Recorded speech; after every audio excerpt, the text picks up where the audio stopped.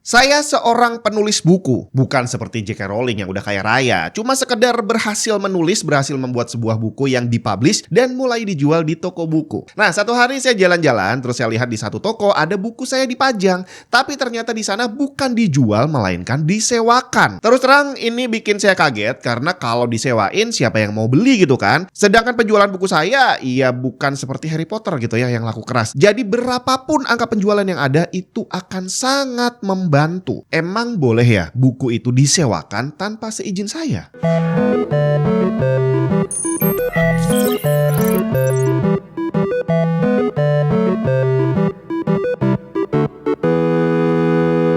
Buat yang lagi hunting komponen PC, bisa coba mampir ke tokonya Tech and Tips. Scan aja barcode ini atau klik link yang ada di deskripsi, terus cek katalognya. Ada beberapa komponen mantan review, ada yang baru, ada merchandise Tech and Tips, dan mau ngerakit PC juga bisa sekalian di sana. Konsultasi gratis, bre.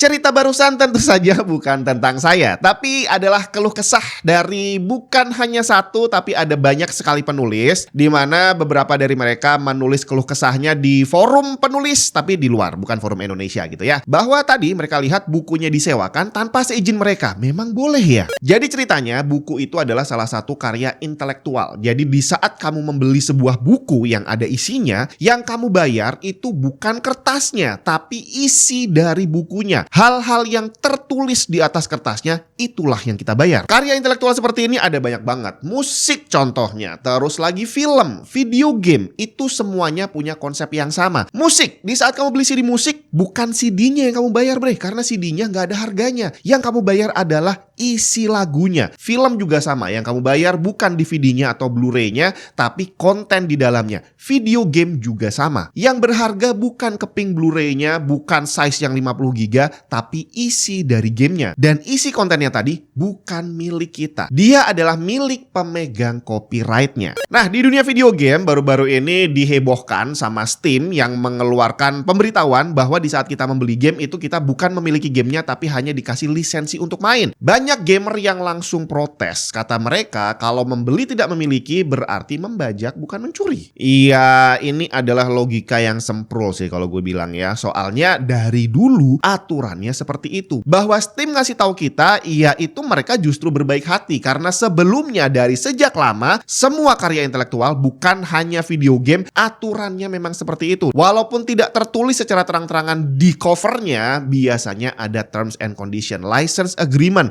Bahkan kalau kamu beli konsol, beli CD game, film, itu biasanya tertulis juga bahwa ini bukan untuk disewakan, hanya untuk penggunaan pribadi. Artinya, kita sebagai pembeli tidak punya hak milik terhadap isi kontennya. Kalau kamu nggak percaya, coba aja silahkan beli CD lagu, beli DVD film, beli apalagi game, terus beli buku. Kalau udah kamu copy, bukunya difotokopi, dijilid yang bagus, CD lagunya di copy, filmnya di copy, gamenya di copy, terus kamu buka lapak di mall, jual di sana, barang kopian.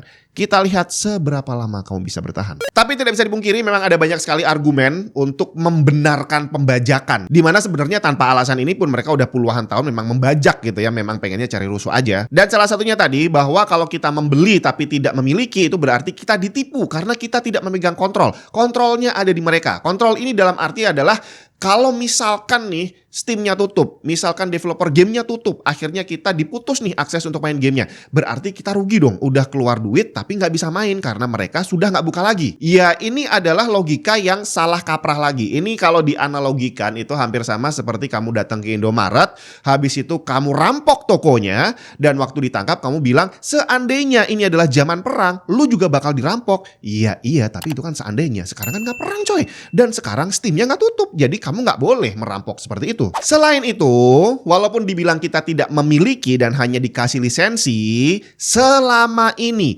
siapa yang pernah mengalami tiba-tiba lisensinya dicabut, kamu udah beli gamenya dan tiba-tiba nggak bisa main? Kalau pernah mengalami seperti itu, silakan share di kolom komentar. Tapi seharusnya tidak ada, kecuali kamu melakukan pelanggaran sebelumnya. Misalkan kamu nge-cheat, terus habis itu kamu share account, jual beli account, dan akhirnya ketahuan, di-ban. Ya iyalah, karena kamu sudah melanggar license agreement. Sudah ada aturannya. Udah pernah dibahas di video yang ini. Tapi gimana kalau developernya beneran tutup? Kalau kita udah telanjur beli gamenya, apa yang terjadi? Ya sebenarnya udah sering terjadi sih. Kemarin barusan Marvel Avengers, developernya bangkrut. Gamenya tutup. Tapi sebelum tutup, gamenya diobral dulu. Silakan yang mau bisa beli dengan harga sangat murah. Karena nanti begitu tutup, kamu nggak bisa beli lagi. Tapi kalau sudah terlanjur beli, gamenya bisa dimainkan sampai kapanpun. Concord juga sama. Developernya tutup, gamenya udah nggak bisa dimainin lagi. Yang terlanjur beli dapat refund, bre. Bahkan Sony beberapa tahun lalu sempat ada wacana akan menutup layanan PS3. Ini diprotes banyak orang, banyak yang salah sangka. Padahal sebenarnya yang dimaksud sama Sony hampir sama seperti Marvel Avengers tadi. Yang ditutup adalah pembelian baru. Sedangkan kamu yang sudah terlanjur beli, yang udah punya library ratusan game,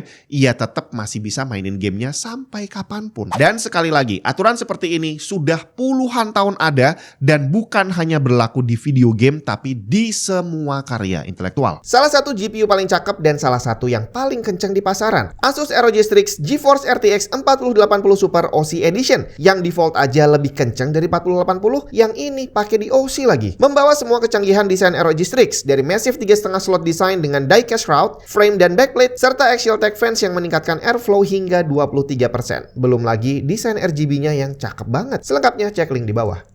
Nah, tapi yang menarik adalah pernah kita bahas bahwa karena tadi kita tidak memiliki berarti kita tidak boleh melakukan apa yang gue mau gitu ya. Salah satu aturannya adalah tidak boleh dikomersilkan, tidak boleh disewakan. Dalam kasus video game dan konsol, aturan mereka jelas bahwa hanya boleh untuk pemakaian pribadi, bukan untuk komersil, bukan untuk disewakan atau dijual kembali. Mau dipinjemin ke orang boleh, di-share boleh, tapi bukan untuk komersil. Buat yang dulu hobi nyewa DVD, pasti juga nggak asing dengan halaman FBI warning ini. Dikatakan bahwa DVD-nya hanya untuk penggunaan di rumah non-komersial. Ada ancaman hukuman penjara 5 tahun dan denda 250.000 US dollar di sana. Jadi dengan para pembuat video game dan pembuat konsol itu memberlakukan hal yang sama, nggak boleh disewain dan nggak boleh dikomersilkan, itu bukan hal baru, bre. Dari dulu memang udah seperti itu. Tapi pertanyaannya, kenapa kok rental PS masih aman-aman aja? Orang yang nyewain game juga aman-aman aja sampai hari ini. Dan lebih lanjut lagi, kalau dibilang sudah berlaku dari dulu, perpustakaan gimana? Mereka menyewakan buku. Apakah juga melanggar? Kalau melanggar, kok bisa dibuka di seluruh dunia? Ini yang menarik. Di dunia copyright, ada satu aturan yang disebut dengan nama The First Sale Doctrine, yang mengatakan bahwa setiap orang yang membeli sebuah kopi karya intelektual memiliki hak untuk menjual, memamerkan, atau bahkan membuang produk yang sudah dia beli tanpa perlu minta izin ke pemilik copyrightnya. Tapi hak tersebut hanya berlaku ke pemilik pertama. Di tangan pemilik kedua, hal itu sudah tidak berlaku lagi. Makanya judulnya adalah The First Sale Doctrine, bahwa kepemilikan copyright ini tadi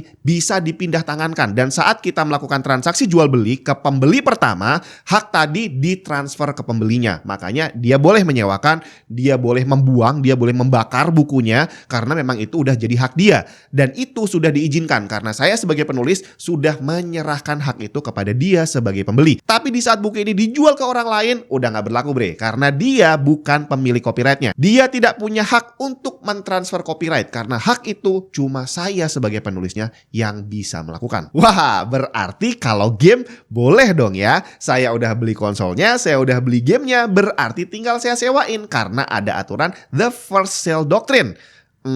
Tahan dulu. First Sale Doctrine ini hanya berlaku untuk karya intelektual yang konvensional. Begitu kita masuk ke dunia digital, aturannya sudah berbeda, bre. Karena di dunia modern sekarang ini, saat kita membeli karya digital yang ada copyrightnya, kita tidak membeli bentuk fisiknya. Kita bisa aja langsung membeli hanya kontennya aja. Sedangkan kalau kita kembali ke buku tadi yang ada bentuk fisiknya, itu memang benar bahwa saya sebagai pemilik copyrightnya, saya menjual kertasnya sekaligus dengan isinya. Saya pindah tangankan. Dia boleh menjual, dia boleh menyewakan, dia boleh membuang. Yang tidak boleh dia lakukan adalah mengcopy isinya. Menggandakan kontennya tidak diizinkan. Jadi di saat kita membeli sebuah konten digital, mungkin electronic book atau mungkin film gitu ya dalam bentuk digital yang nggak ada fisiknya, terus musik juga bisa, aturan yang berlaku sama. Kita bisa menggunakan tapi kita tidak boleh menggandakan isinya. Kita tidak boleh mengcopy. Dan larangan ini tertuang dalam aturan yang benar-benar tertulis. Ada aturan yang bernama Copyright Act yang mengatakan bahwa pemilik copyright bukan lagi menjual karyanya melainkan melisensikan. Dan untuk setiap penjualan lisensi ini ini akan ada kontrak yang berisi aturan main antara pemilik copyright dengan konsumen yang kita kenal dengan nama license agreement. Di first sale doctrine tadi ada aturan bahwa tidak boleh digandakan, tidak boleh di-copy. Nah, di dunia digital aturannya lebih dikembangkan lagi. Karena akan ada kasus di mana saya misalkan beli iPod, terus habis itu saya beli lagunya, udah originalnya, udah sah saya beli, saya download semuanya ke iPodnya, habis itu iPodnya saya jual. Nah, biar harganya lebih mahal, saya jual beserta isi lagunya. Lagunya pakai akun saya beli dengan cara yang sah, original semuanya,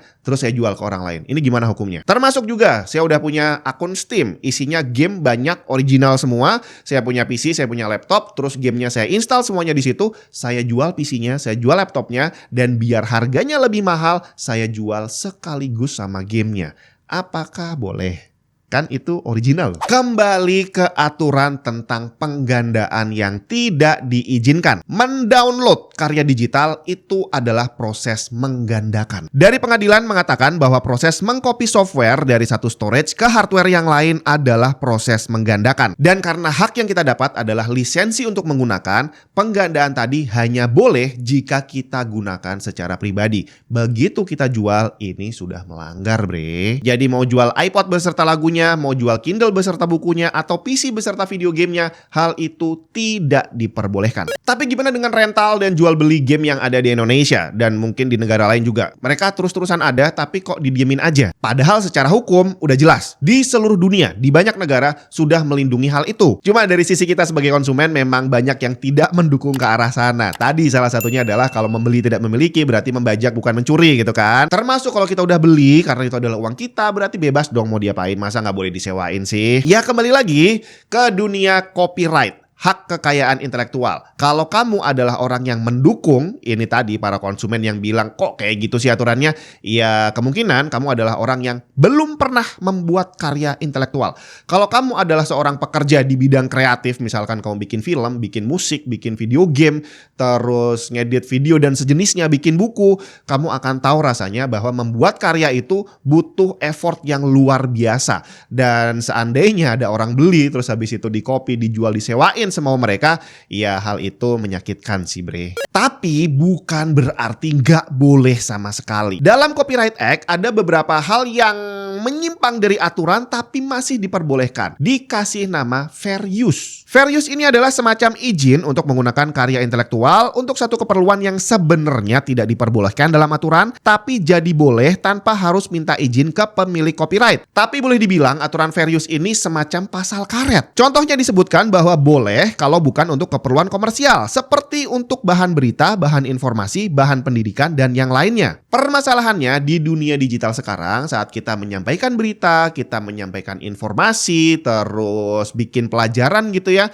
terus kita upload ke channel kita, ada kemungkinan kita dapat imbalan finansial dari sana. Ada AdSense, ada iklan, ada endorse, dan akhirnya kita dapat untung. Apakah ini melanggar fair use? Dianggap komersil atau bukan? Batasannya ada di mana? Termasuk nih, kalau kita akhirnya bikin channel di mana isi kontennya terus-terusan kita ngambil dari satu sumber, mungkin kalau cuma 1-2 kali masih bisa dianggap fair use. Tapi kalau dari 30 video kamu nyomot dari punya orang lain walaupun dimodifikasi, apakah ini masih termasuk fair use juga? Batasannya ada di mana? Berapa kali kita boleh melakukan itu? Hal ini memang tidak diatur dengan tegas dalam aturan fair use, tapi satu hal yang pasti yang dibutuhkan oleh para pemilik copyright ini adalah kepastian bahwa penggunaan ini tadi, penggandaan atau apapun yang melanggar, tidak berdampak negatif terhadap penjualan karya mereka. Misalnya kamu adalah seorang streamer, terus kamu main game, habis itu kamu nge-review gamenya jelek gitu ya. Mungkin kalau yang ngomong saya tidak akan ada dampak apapun terhadap penjualan gamenya. Tapi kalau yang ngomong Linus bakal beda cerita, bre. Gamenya bisa jadi nggak laku. Jadi akhirnya tergantung bagaimana kondisinya, fair use ini bisa dinilai dengan berbeda. Dan di mana batasannya, ini yang susah. Kemungkinan kalau sampai terjadi kasus, ya semuanya akan tergantung dari putusan pengadilan. Nah, terakhir soal rental dan jual beli yang di Indonesia masih ada. Kok didiemin aja? Kemarin udah kita bahas waktu ngobrolin tentang pembajakan, bahwa website bajakan aja didiemin, bre, sama yang punya game, apalagi rental yang kecil-kecilan kayak punya kita. Pertama, bisa jadi itu dianggap sebagai fair use. Yang kedua, di hukum Indonesia ada istilah delik aduan, di mana aparat kita baru bisa memproses kalau ada laporan dari dari orang yang dirugikan. Jadi kalau kamu punya rental PS, kamu baru bisa diproses secara hukum kalau ada tuntutan dari Sony. Jadi kalau rental kamu cuma kecil-kecilan dan hanya dipakai untuk bertahan hidup, ya kemungkinan besarnya Sony seandainya pun tahu bakal didiemin aja. Karena mungkin masih dianggap fair use dan tidak ada dampak negatif terhadap penjualan PlayStation di Indonesia. Tapi bakal beda ceritanya kalau kamu bikin perusahaan besar yang menyewakan jutaan PlayStation. Ini baru mungkin bisa berdampak negatif terhadap penjualan mesin PS di Indonesia. Dan kalau ini terjadi, kemungkinan besar kamu bakal kena tuntut Sony, bre. Buset, panjang banget ya.